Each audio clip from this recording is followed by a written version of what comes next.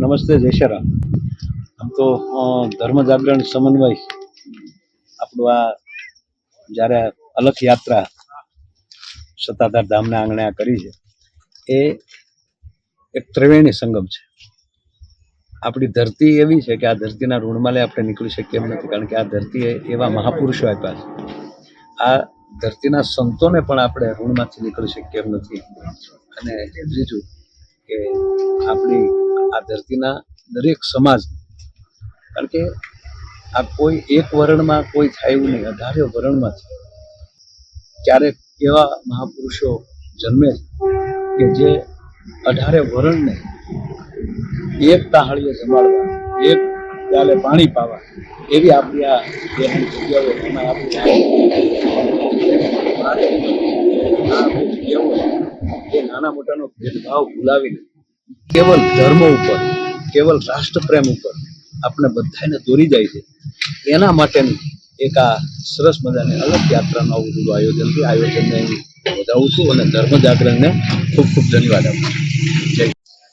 મારું નામ છે જગદીશ ગોહિલ, સાવરકુંડલા.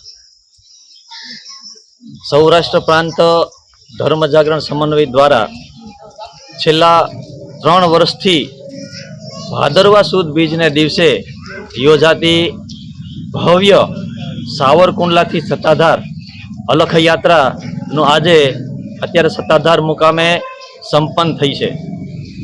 આ યાત્રા ભાદરવા સુદ બીજને દિવસે સવારે 8 વાગ્યાથી સાવરકુંડલાથી પ્રસ્થાન થઈને રસ્તામાં આવતા દરેક ગામોની અંદર ફરીને શ્રદ્ધાળુઓને આશીર્વચન આપીને આ યાત્રા અત્યારે સત્તાધાર મુકામે પહોંચી છે. આની સાથે સાથે અમરેલીથી એક યાત્રા અને એની સાથે બગસરાથી એક યાત્રા, એમ કુલ 3 આ યાત્રા વિસાવદર મુકામે ભેગી થઈને સત્તાધાર મુકામે પહોંચે છે. યાત્રાના અંતે ધર્મસભા અને સંતો મહંતો દ્વારા આશીર્વચન આપવામાં આવે છે. ત્યારબાદ પ્રસાદી લઈ અને સૌ છૂટા પડતા હોય છે.